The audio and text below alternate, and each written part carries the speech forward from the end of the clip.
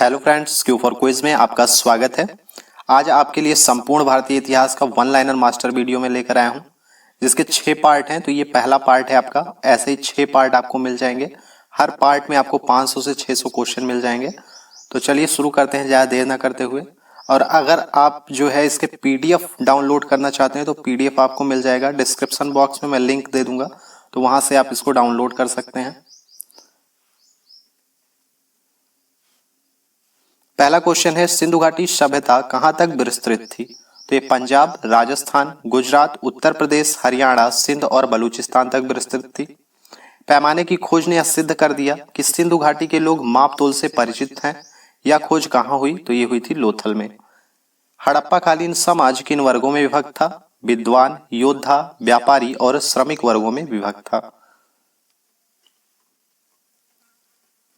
हड़प्पा सभ्यता के संपूर्ण क्षेत्र का आकार किस प्रकार का था? तो यह त्रिभुजाकार आकार का था। सिंधु सभ्यता की ईंटों का अलंकरण किस स्थान से मिला है? तो यह मिला है कालीबंगा से। सिंधु सभ्यता में बृहद स्नानागार कहाँ पाया गया है? तो यह मोहनजोदड़ो में पाया गया है। किस हड़प्पाकालीन स्थल से प्राप्त जार पर चोंच में मछली दबाए चिड़िया एवं पेड़ के नीचे खड़ी लोमड़ी का चित्रांकन मिलता है? तो यह मिलता है लोथल में। किस सिंधुकालीन स्थल से एक ईंट पर बिल्ली का पीछा करते हुए कुत्ते के पंजे के निशान मिले हैं? तो ये मिला है चंदूहड़ो से। मोहनजोदड़ो से प्राप्त पशुपति शिव मोहर में किन किन जानवरों का अंकन मिलता है? तो ये बाघ, हाथी, गैंडा, भैंस और हिरण का अंकन मिलता है। मोहनजोदड़ो को किस एक अन्य नाम से भी जाना जाता है? तो मृतकों के टीले के नाम से मोहनजोदड़ो को जाना जाता है। सिंधु सभ्यता का पत्तन नगर यानी बंदरगाह कौन सा था? लोथल। हड़प्पाकालीन लोगों ने नगरों में घरों के विन्यास के लिए कौन सी पद्धति अपनाई थी? तो इन्होंने अपनाई थी ग्रिड पद्धति। सिंधु घाटी सभ्यता की खोज में किन दो भारतीयों ने महत्वपूर्ण भूमिका निभाई? तो दयाराम साहनी और राखल दास बनर्जी ने महत्वपूर्ण भूमिका निभाई थी। हड़प्पा सभ्यता किस युग की थी? तो यह कांस्य युग की थी। हड़प्पा सभ्यता का सर्वाधिक मान्यता प्राप्त काल है 2500 ईसा पूर्व से 1750 ईसा पूर्व। सिंधु घाटी सभ्यता के लोगों का प्रमुख व्यवसाय क्या था? व्यापार।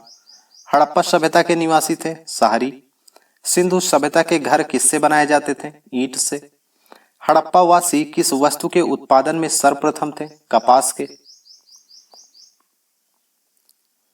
सिंधु घाटी स्थल कालीबंगा किस प्रदेश में है? तो एक राजस्थान में है। हड़प्पा काल की मुद्राओं के निर्माण में मुख्य रूप से प्रयोग किया जाता था टेराकोटा का। सिंधु सभ्यता का सर्वाधिक उपयुक्त नाम? हड़प्पा सभ्यता।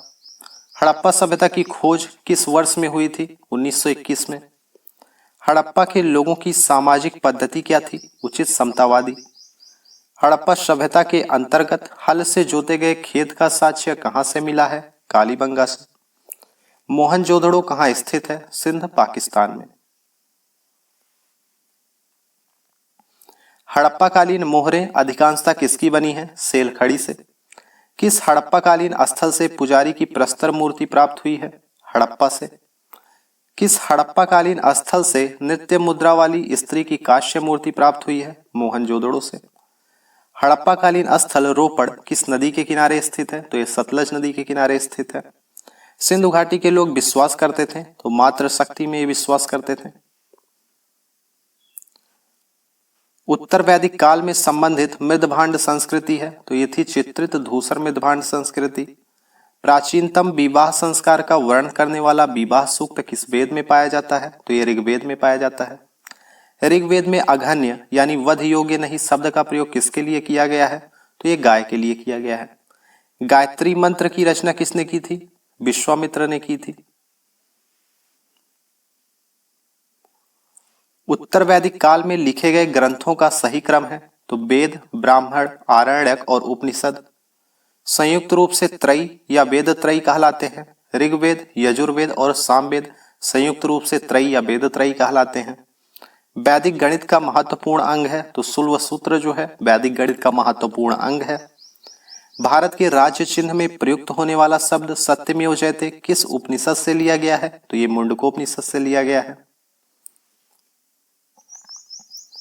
सिंधु घाटी सभ्यता में घोड़े के अवशेष कहां से मिले हैं? तो ये सुरकोटदा से मिले हैं। हड़प्पा की मिट्टी के बर्तनों पर सामान्यतः किस रंग का प्रयोग हुआ है? तो ये हुआ है लाल रंग का प्रयोग। ऋग्वेद का कौन सा मंडल देवता सोम को समर्पित है? तो ये 9वां मंडल है। वैदिक संस्कृति का काल माना जाता है 1500 ईसा पूर्व से 600 ईसा पूर्व। मनुस्मृति मुख्यतः किससे संबंधित है? तो ये समाज व्यवस्था से संबंधित है। वेदों को अपौरुषेय क्यों कहा गया है? तो क्योंकि वेदों की रचनाएं देवताओं द्वारा की गई हैं, इसलिए वेदों को अपौरुषेय कहा गया है। उत्तर वैदिक काल में किस देवता को सर्वोच्च स्थान प्राप्त था? प्रजापति को। वैदिक युगीन सभा क्या थी? मंत्री परिषद। आर्य शब्द किसको इंगित करता था? ये श्रेष्ठ वंश को इंगित करता था। अनुलोम विवाह का क्या अर्थ था? उच्च वर्ण पुरुष का निम्न वर्ण नारी के साथ विवाह अनुलोम विवाह कहलाता था। ऋग्वेद में सबसे पवित्र नदी किसे माना जाता है? तो सरस्वती को माना गया है। सांख्य दर्शन किसके द्वारा प्रतिपादित दार्शनिक प्रणाली है? तो ये कपिल मुनि द्वारा। योग दर्शन के प्रतिपादक कौन थे? पतंजलि। कर्म का सिद्धांत संबंधित है? तो ये मीमांसा से संबंधित है। जल या समुद्र का देवता कौन था? वरुण। प्राचीन भारत में निष्क से जाने जाते हैं स्वर्ण आभूषण। चरक संहिता नामक पुस्तक किस विषय से संबंधित है? चिकित्सा से। आरंभिक वैदिक साहित्य में सर्वाधिक वर्णित नदी कौन सी है? सिंधु नदी। सबसे प्राचीन वेद कौन सा है? ऋग्वेद। ऋग्वेद में कुल कितने मंडल हैं? 10। वैदिक युग में अपराधियों को पकड़ने का काम कौन करता था? तो उग्र द्वारा किया जाता था। कौन सा वेद गद्य और पद्य दोनों में पाया जाता है? तो यह है यजुर्वेद। भारतीय संगीत का जनक किस वेद को कहा गया है? तो सामवेद को भारतीय संगीत का जनक कहा जाता है। सभा और समिति प्रजापति की 2 पुत्रियां थीं, यह उल्लेख किस वेद में मिलता है? तो ये अथर्ववेद में मिलता है। ऋग्वैदिक युग की प्राचीनतम संस्था कौन सी थी? विदत। किस वेद में जादुई माया और वशीकरण का वर्णन मिलता है? तो ये अथर्ववेद में मिलता है। आर्य भारत में संभवतः कहां से आए थे? मध्य एशिया से। आदि काव्य की संज्ञा किसे दी जाती है? रामायण को। प्राचीनतम पुराण है मत्स्य पुराण, सबसे प्राचीनतम पुराण है। आर्य भारत में बाहर से आए और सर्वप्रथम कहां बसे थे? तो ये पंजाब में बसे थे। साख्य, योग, न्याय, वैशेषिक, मीमांसा एवं वेदांत, इन 6 भारतीय दर्शनों की स्पष्ट रूप से अभिव्यक्ति किस युग में हुई थी? तो ये वैदिक युग में हुई थी। वैदिक समाज की आधारभूत इकाई थी कुल या कुटुंब। ऋग्वेद में किसकी स्तुति में 250 सूक्तों की रचना की गई? इंद्र। प्राचीनतम व्याकरण अष्टाध्यायी के रचनाकार कौन है? पाणिनि। उपनिषद पुस्तकें किस पर आधारित हैं? दर्शन पर। ब्राह्मण ग्रंथों में सबसे प्राचीन कौन है? शतपथ ब्राह्मण। वैदिक युग में यव कहा जाता था, तो जव को वैदिक युग में यव कहा जाता था। मीमांसा दर्शन के प्रतिपादक कौन है? जैमिनी। विश्वामित्र द्वारा रचित गायत्री मंत्र किस वेद में है? ऋग्वेद में। वेदों की संख्या कितनी है? 4। ऋग्वैदिक आर्यों का मुख्य व्यवसाय क्या था? पशुपालन। व्रीहि शब्द किसके लिए प्रयुक्त हुआ है? चावल के लिए। पुराणों की संख्या कितनी है? तो 18 है पुराणों की संख्या। किस देवता के लिए ऋग्वेद में पुरंदर शब्द का प्रयोग हुआ है? तो इंद्र के लिए ऋग्वेद में पुरंदर शब्द का प्रयोग किया गया है। ऋग्वेद में संपत्ति का प्रमुख रूप क्या है? गोधन। अस्तोमा सदगमय कहां से लिया गया है? तो ये लिया गया है ऋग्वेद से। 800 ईसा पूर्व से 600 ईसा पूर्व का काल किस युग से जुड़ा हुआ है? तो ये ब्राह्मण युग से जुड़ा हुआ है। हिंदू वैदिक संस्कारों की कुल संख्या कितनी है? तो यह है 16। प्राचीन भारत में पहला विदेशी आक्रमण किसके द्वारा किया गया था? ईरानियों के द्वारा। प्रथम मगध साम्राज्य का उत्कर्ष किस सदी में हुआ था? तो ये 6ठी सदी ईसा पूर्व में हुआ था। विश्व का पहला गणतंत्र वैशाली में किसके द्वारा स्थापित किया गया था? लिच्छवी के द्वारा। गृहपति का क्या अर्थ था? धनी, किसान। काशी और लिच्छवी का विलय मगध साम्राज्य में कब या किसने किया था? तो अजातशत्रु द्वारा काशी और लिच्छवी का विलय मगध साम्राज्य में किया गया था। पाली ग्रंथों में गांव के मुखिया को क्या कहा गया है? भोजक या ग्राम भोजक कहा गया है। उज्जैन का प्राचीन नाम क्या था? अवंतिका। किस शासक को सैनिया यानी नियमित और अस्थायी सेना रखने वाला कहा जाता था? बिंबिसार को। हर्यक वंश के किस शासक को कुड़िक कहा जाता था? अजातशत्रु को। मगध का कौन सा राजा सिकंदर महान के समकालीन था? घनानंद। भारत में सिक्कों यानी मुद्राओं का प्रचलन कब हुआ था? 600 ईसा पूर्व में। किस मगध सम्राट ने अंग का विलय अपने राज्य में कर लिया था? बिंबिसार ने। सिकंदर ने भारत पर आक्रमण कब किया था? 326 ईसा पूर्व में। नंद वंश का संस्थापक कौन था? तो नंदिवर्धन नंद वंश का संस्थापक था। मगध की प्रथम राजधानी कौन सी थी? गिरिब्रज राजगृह। 323 ईसा पूर्व में सिकंदर महान की मृत्यु कहां हुई थी? बेबीलोन में। किस शासक ने गंगा एवं सोन नदियों के संगम पर पाटलिपुत्र नगर की स्थापना की थी? उदयन ने। अब ये बौद्ध संगीत देख लीजिए, जो सभाएं हुई थी बौद्ध संगीतियां। प्रथम बौद्ध संगीत हुई थी 483 ईसा पूर्व में राजगृह में, अजातशत्रु के शासनकाल में। द्वितीय बौद्ध संगीत हुई थी 383 ईसा पूर्व में वैशाली में, कालाशोक के शासनकाल में। तृतीय बौद्ध संगीत हुई थी 255 ईसा पूर्व में पाटलिपुत्र में, अशोक के शासनकाल में। और चतुर्थ बौद्ध संगीत हुई थी ईस्वी की पहली शताब्दी में कुंडलवन में, कनिष्क के शासनकाल में। बौद्ध ग्रंथ पिटकों की रचना किस भाषा में की गई थी? पाली भाषा में। सांची क्यों विख्यात है? सबसे बड़े बौद्ध स्तूप के लिए विख्यात है। बौद्ध धर्म ग्रहण करने वाली पहली महिला कौन थी? महाप्रजापति गौतमी। वासुदेव कृष्ण की पूजा सर्वप्रथम किसने प्रारंभ की? तो भगवंता ने की थी। जैन साहित्य का संकलन किस भाषा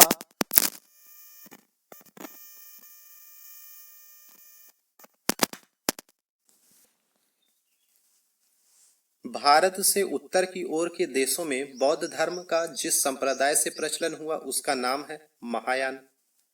दिलवाड़ा के जैन मंदिरों का निर्माण किसने करवाया था? चालुक्यों ने। नागार्जुन कौन थे? तो ये एक बौद्ध दार्शनिक थे। गौतम बुद्ध द्वारा भिक्षुणी संघ की स्थापना कहाँ की गई थी? तो भिक्षुणी संघ की स्थापना कपिलवस्तु में की गई थी गौतम बुद्ध के द्वारा। बौद्ध धर्म को भारत में अंतिम राजकीय संरक्षण किस वंश के शासकों ने दिया? तो बंगाल के पाल शासकों ने बौद्ध धर्म को भारत में अंतिम राजकीय संरक्षण प्रदान किया था। सारनाथ में बुद्ध का प्रथम प्रवचन क्या कहलाता है? तो धर्मचक्र प्रवर्तक कहलाता है। जैन धर्म को अंतिम राजकीय संरक्षण किस वंश के शासकों ने दिया? गुजरात के चालुक्य शासकों ने। जैन धर्म श्वेतांबर और दिगंबर संप्रदाय में कब विभाजित हुआ? चंद्रगुप्त मौर्य के शासनकाल में। महात्मा बुद्ध किसी क्षत्रिय कुल के थे? तो ये शाक्य कुल के थे। बौद्ध धर्म का मूल आधार है 4 आर्य सत्य। ठीक है, अगला क्वेश्चन देखिए। बुद्ध चरित्र जिन्हें बौद्धों की रामायण कहा जाता है के रचनाकार हैं अश्वघोष। बुद्ध ने सर्वाधिक उपदेश कहाँ दिए? श्रावस्ती में। महावीर ने जैन संघ की स्थापना कहाँ की? पावा में। महावीर की मृत्यु के बाद जैन संघ का अगला अध्यक्ष कौन हुआ? सुधर्मन। जैन साहित्य को क्या कहा जाता है? आगम। किसके समय में बौद्ध धर्म 2 स्वतंत्र संप्रदायों हीनयान और महायान में विभाजित हुआ? तो एक कनिष्क के शासनकाल में हुआ था। नेक्स्ट क्वेश्चन देखिए। जैन तीर्थंकरों के क्रम में अंतिम कौन थे? तो महावीर स्वामी थे। जैन धर्म में पूर्ण ज्ञान के लिए क्या शब्द है? कैवल्य। महावीर स्वामी का जन्म कहाँ हुआ था? कुंडल ग्राम में। परिशिष्ट पर्व जो कि जैन धर्म से संबंधित है के रचनाकार कौन थे? हेमचंद्र। कश्मीर में कनिष्क के शासनकाल में जो बौद्ध संगीत आयोजित हुई थी उसकी अध्यक्षता किसने की थी? वसुमित्र ने। ऋग्वेद में किस 2 जैन तीर्थंकरों का उल्लेख मिलता है? तो अरिष्टनेमी और ऋषभदेव का उल्लेख मिलता है। बौद्ध शिक्षा का केंद्र था नालंदा विश्वविद्यालय। मिलिंद पन्हो राजा मिलिंद और किस बौद्ध भिक्षु के मध्य संवाद रूप है? नागसेन। त्रिपिटक धर्म ग्रंथ है, तो ये बौद्धों का ग्रंथ है। जैन धर्म का आधारभूत बिंदु है अहिंसा। जियो और जीने दो किसने कहा था? महावीर स्वामी ने।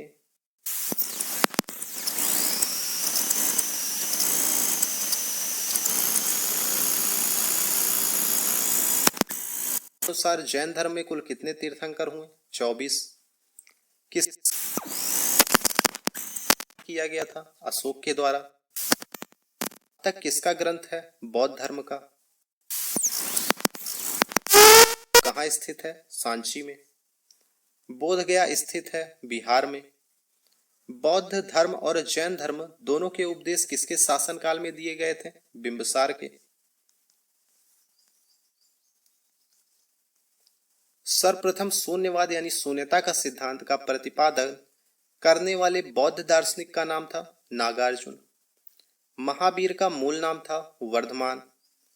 अशोक के शासनकाल में बौद्ध संगीत किस नगर में आयोजित की गई थी? पाटलिपुत्र में। गौतम बुद्ध को ज्ञान की प्राप्ति कहाँ हुई थी? बोधगया में। किस शासक ने बौद्धों के लिए विख्यात विक्रमशिला विश्वविद्यालय की स्थापना की थी? धर्मपाल ने। बुद्ध के गृह त्याग का प्रतीक है, तो घोड़ा जो है बुद्ध के गृह त्याग का प्रतीक है। और बौद्ध धर्म के प्रतीक देख लीजिए, कमल व सांड ये जन्म का प्रतीक है, घोड़ा गृह त्याग का प्रतीक है, पीपल या बोधि वृक्ष ये ज्ञान का प्रतीक है, पद चिन्ह निर्वाण का प्रतीक है और स्तूप ये मृत्यु का प्रतीक है। इसको याद रखना है आपको। इसके बाद क्वेश्चन है आपका, जैन धर्म के पहले तीर्थंकर कौन थे? ऋषभदेव। द्वितीय जैन महासभा का आयोजन कहाँ हुआ था? वल्लभी में। किसे एशिया की रोशनी कहा जाता है? गौतम बुद्ध को। गौतम बुद्ध ने अपना प्रथम उपदेश कहाँ दिया था? तो सारनाथ में दिया था। बुद्ध का महापरिनिर्वाण यानी मृत्यु कहाँ हुई थी? कुशीनगर में। किस शासक ने शासनकाल में नेपाल में बौद्ध धर्म का आगमन हुआ था? तो अशोक के शासनकाल में। प्रथम जैन सभा का आयोजन कहाँ हुआ था? पाटलिपुत्र में। भारत का सबसे प्राचीन विश्वविद्यालय? तो नालंदा विश्वविद्यालय। महावीर का जन्म किस क्षत्रिय गोत्र में हुआ था? तो ज्ञाति कत्रिक। जैन परंपरा के अनुसार महावीर स्वामी कौन से तीर्थंकर थे? तो ये 24वें तीर्थंकर थे। महावीर की माता का क्या नाम था? त्रिशला। किस भाषा का सबसे अधिक प्रयोग बौद्ध धर्म के प्रचार में किया गया? पाली भाषा का। महावीर की मृत्यु कहाँ हुई थी? तो पावापुरी में हुई थी। गौतम बुद्ध का जन्म स्थल है? तो ये था लुम्बिनी। जैन धर्म दिगंबर तथा श्वेतांबर में कब विभाजित हुआ था? प्रथम जैन सभा पाटलिपुत्र में। सांची का स्तूप किसने बनवाया था? अशोक ने। किस अभिलेख से यह साबित होता है कि चंद्रगुप्त का प्रभाव पश्चिम भारत तक फैला हुआ था? रुद्र दमन का जूनागढ़ अभिलेख। किस ग्रंथ में चंद्रगुप्त मौर्य के लिए वृषल यानी निम्न कुल शब्द का प्रयोग किया गया था? मुद्रा राक्षस में।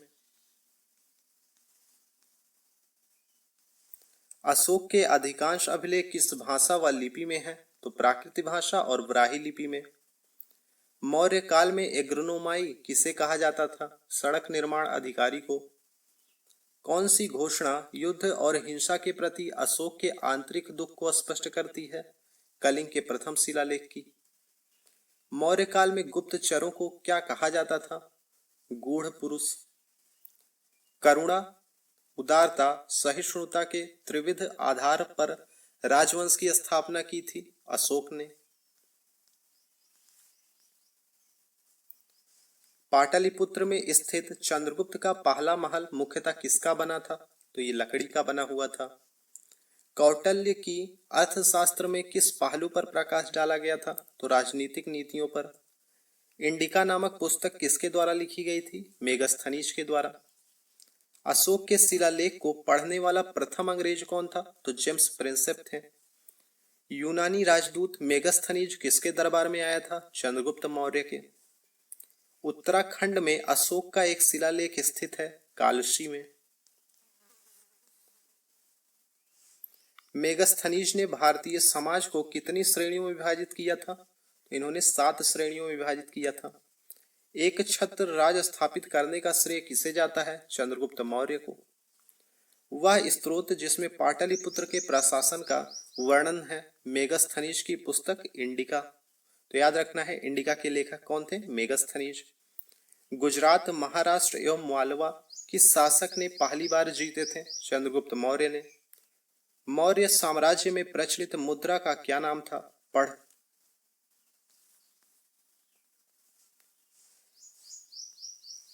किस महीने में मौर्यों का राजकोषीय वर्ष आरंभ होता था? आषाढ़ यानी जुलाई से। बिस्टी से तात्पर्य है बेगारी का। चंद्रगुप्त मौर्य ने सेल्यूकस को कब पराजित किया था? 305 ईसा पूर्व में। नंद वंश के पश्चात मगध पर किस राज्य वंश ने शासन किया? तो मौर्य राजवंश ने। बिंदुसार की मृत्यु के समय अशोक किस प्रांत का गवर्नर था? तो ये उज्जैन का गवर्नर था। अशोक के बारे में जानने के लिए सबसे महत्वपूर्ण स्रोत शिलालेख है।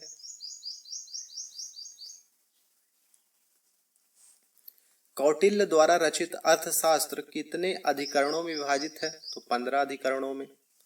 चाणक्य किस का प्रधानमंत्री था? चंद्रगुप्त मौर्य का। चाणक्य का अन्य नाम था विष्णुगुप्त।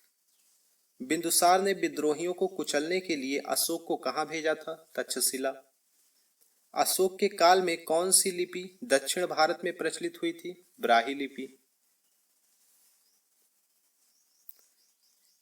चंद्रगुप्त मौर्य के शासन विस्तार में किसने मुख्य रूप से मदद की थी? चाणक्य ने। प्राचीन भारत का वह प्रसिद्ध शासक जिसने अपने जीवन के अंतिम दिनों में जैन धर्म को अपनाया था? चंद्रगुप्त मौर्य। किस स्थान से अशोक के स्तंभ के लिए पत्थर लिया जाता था? तो ये दिया जाता था चुनार से। मौर्य साम्राज्य की स्थापना किसने की थी? चंद्रगुप्त मौर्य ने।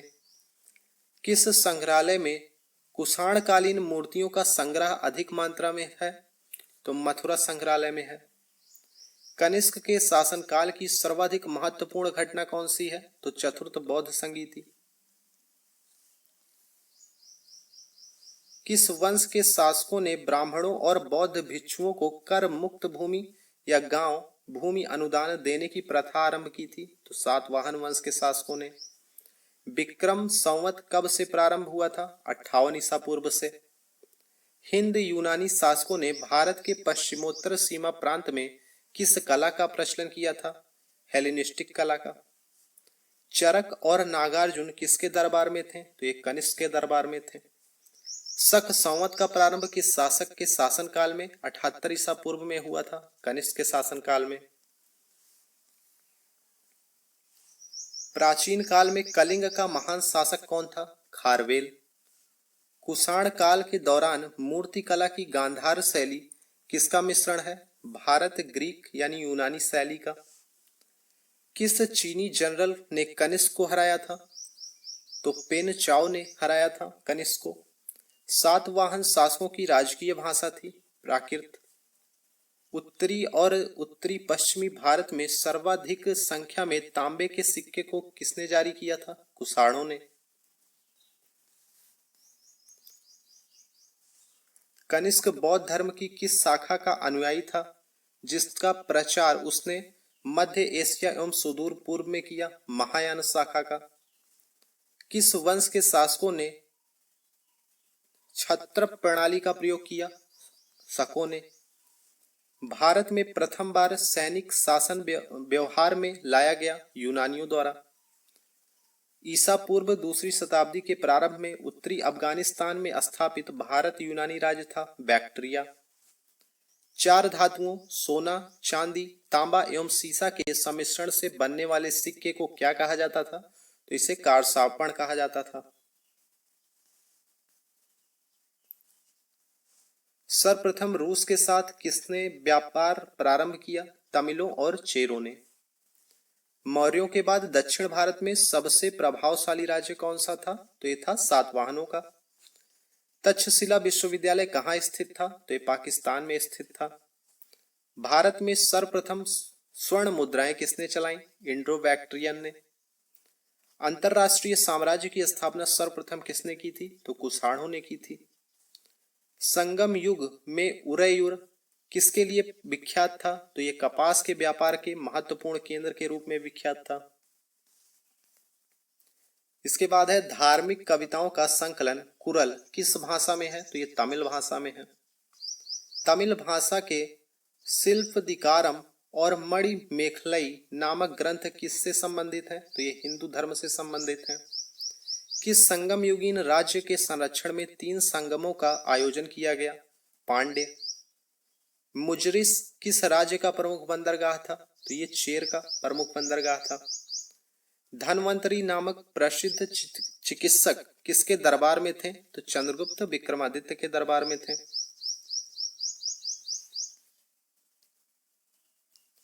गुप्त काल को प्राचीन भारत का क्लासिकल युग क्यों कहा जाता है? तो कला एवं साहित्य के क्षेत्र के चरमोत्कर्ष पर पहुंचने के कारण।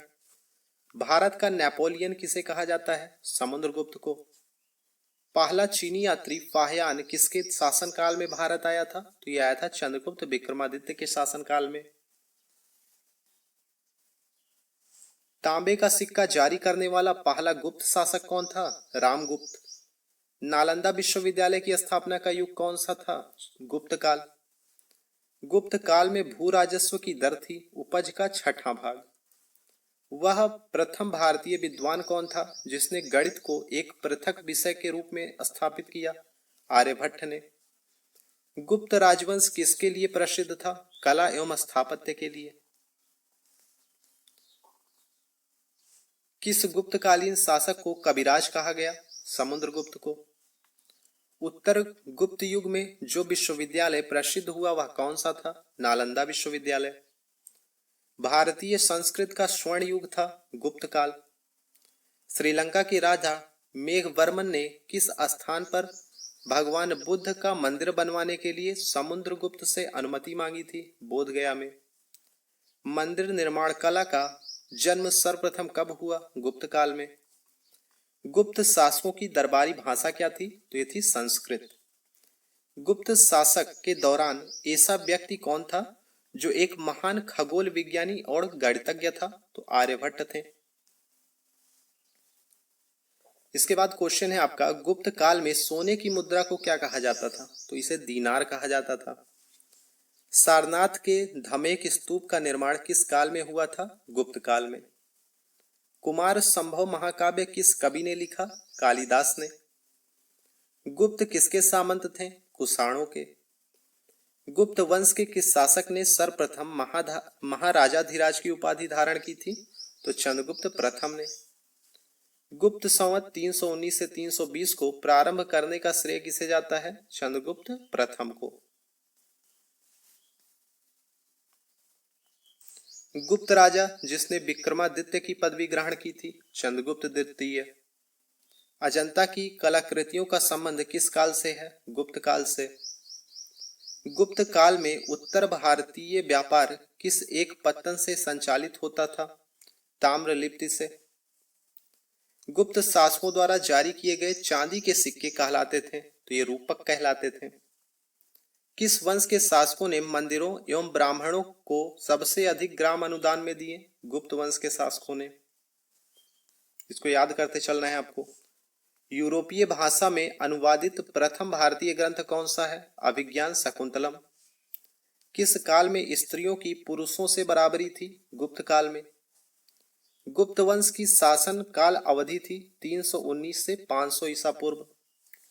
मेहरौली दिल्ली स्थित लौह स्तंभ का निर्माण किस सदी में हुआ था? चतुर्थ सदी में गुप्त काल में।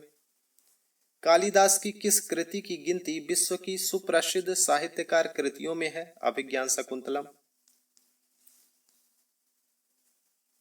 सोने के सर्वाधिक सिक्के किस काल में जारी किए गए? तो ये गुप्त काल में जारी किए गए थे। बाल विवाह की प्रथा का आरंभ कब हुआ? गुप्त काल में।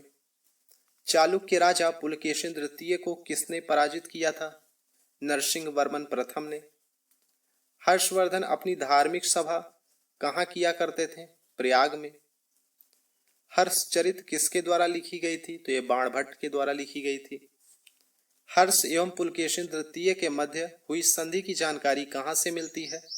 ऐहोल अभिलेख से। हर्ष ने अपनी राजधानी थानेश्वर से कहाँ स्थानांतरित की थी? तो इन्होंने कन्नौज स्थानांतरित की थी अपनी राजधानी को। किस व्यक्ति को द्वितीय अशोक कहा जाता है? हर्षवर्धन को। अग्रहर का अर्थ था ब्राह्मणों को दिया जाने वाला कर्म युक्त भूमि अनुदान, ठीक है, कर युक्त है ये, कर मुक्त, ठीक है। हर्ष के काल में भू राजस्व की सीमा कितनी थी? 1/3 भाग। नालंदा विश्वविद्यालय का संस्थापक कौन था? कुमारगुप्त प्रथम। वर्तमान गणित में दशमलव प्रणाली आविष्कार का श्रेय किस काल को है? गुप्त काल को। गुप्त काल में सर्वाधिक लोकप्रिय देवता कौन थे? विष्णु। हर्षवर्धन के समय कौन सा चीनी तीर्थयात्री भारत आया था? वेनसोंग। हर्षवर्धन के शासनकाल में उत्तर भारत का सबसे महत्वपूर्ण शहर कौन सा था? कन्नौज। चालुक्य शासक पुलकेशिन द्वितीय ने किस नदी के किनारे हर्षवर्धन को परास्त किया था? नर्मदा नदी के किनारे। इतिहास का पिता किसे कहा जाता है? हेरोडोटस को। नालंदा विश्वविद्यालय किस लिए प्रसिद्ध है? बौद्ध धर्म दर्शन के लिए प्रसिद्ध है। हर्षवर्धन को एकमात्र पराजित करने वाला शासक पुलकेशिन द्वितीय कहाँ का शासक था? तो ये वातापी का शासक था। आधुनिक देवनागरी लिपि का प्राचीनतम रूप है ब्राही। रत्नावली तथा प्रियदर्शिका नाटकों के रचनाकार कौन थे? हर्षवर्धन। मुद्रा राक्षस नामक पुस्तक के लेखक कौन है? विशाखदत्त। मानव द्वारा सर्वप्रथम प्रयुक्त अनाज कौन सा था? चावल। सिक्कों एवं धातुओं का अध्ययन क्या कहलाता है? न्यूमिस्मैटिक्स। प्राचीन भारत में कौन सी लिपि दाएं ओर से बाईं ओर लिखी जाती थी? खरोष्टी लिपि। अंकोर वाट कहाँ स्थित है? कंबोडिया में। शून्य की खोज किसने की थी? आर्यभट्ट ने। नाट्य शास्त्र की रचना किसने की? भरत मुनि ने। विजय स्तंभ कहाँ स्थित है? चित्तौड़गढ़ में। गुर्जर प्रतिहार की उज्जैनी शाखा का संस्थापक कौन था? नागभट्ट प्रथम। किस नाटक के कुछ अंश 2.5 दिन का झोपड़ा मस्जिद की दीवारों पर अंकित है? हरिकेली। 9वीं शताब्दी में भारत आए अरब यात्री सुलेमान ने किस साम्राज्य को रोहमा कहकर संबोधित किया था? पाल साम्राज्य को। किस जगह के स्वामित्व के लिए पाल प्रतिहार एवं राष्ट्रकूट साम्राज्य के बीच त्रिपक्षीय संघर्ष हुआ? कन्नौज के स्वामित्व के लिए। प्रतिहार वंश के किस शासक को सबसे योग्य महत्वपूर्ण माना जाता है? मिहिर भोज प्रथम को। पाल वंश का संस्थापक कौन था? तो गोपाल। सेन वंश का संस्थापक कौन था? सामंत सेन। कश्मीर पर लगभग 50 वर्षों तक शासन करने वाली रानी रिद्दा मूल रूप से किस वंश की राजकुमारी थी? लोहार वंश की। भारत में प्रथम मुस्लिम आक्रमणकारी कौन था? मोहम्मद बिन कासिम 712 ईस्वी में। भुवनेश्वर और पुरी के मंदिर किस शैली में निर्मित है? नागर शैली में। जगन्नाथ मंदिर किस राज्य में है? ओडिशा में। पुरी में स्थित कोणार्क के विशाल सूर्य मंदिर के निर्माता थे नरसिंह वर्मन प्रथम। पृथ्वीराज रासो के रचयिता कौन थे? चंद्रबरदाई। तो ऐसे ही नेक्स्ट पार्ट देखने के लिए चैनल को सब्सक्राइब कर लें। अगर चैनल पर आप नए हैं तो चैनल को सब्सक्राइब कर लें, बेल आइकन को प्रेस कर लें, जैसे आने वाली जो वीडियोस हैं वो आप तक सबसे पहले पहुंच जाए। ठीक है।